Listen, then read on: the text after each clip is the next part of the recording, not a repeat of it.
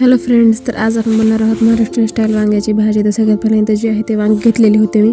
एक टोमॅटो घेतलेला होता आणि लसूण घेतलेला होता. तर इथे वांगे जे आहे ते लांबके पीसेसमध्ये आपल्याला कट करून घ्यायचे आहेत. आणि टोमॅटो पण बारीक बारीक कट करून घेतलेला आहे. आणि लसूण पण जे आहे ते सोलून घेतलेलं आहे. नंतर वाटून पण घेतलेला होता मी ते. आणि इथे जे आहे ते कढई ठेवायचे आहे गॅसवरती. आणि ते चांगल्या प्रकारे कढई गरम झाली का त्याच्यामध्ये तेल टाकून मोहरी जी आहे ती चांगली तडतडू द्यायची आहे.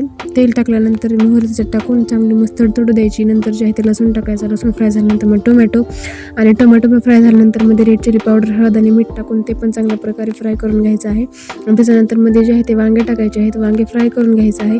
आणि त्या वांग्यांना पण जे आहे ते आपल्याला झाकून ठेवायचं आहे. आणि 1 ते 2 मिनिट झाकून ठेवायचं आहे. नंतर झाकण काढल्यानंतर आपल्याला त्याच्यामध्ये जे आहे ते शेंगदाण्याचं कूट टाकायचं आहे. आणि 1 ते 2 वेळेस चांगलं परतल्यानंतर त्याच्यामध्ये जे आहे ते आपल्या आवडीनुसार, म्हणजे जेवढा आपला रस्सा पाहिजे तेवढं आपल्याला मध्ये पाणी टाकून घ्यायचं आहे.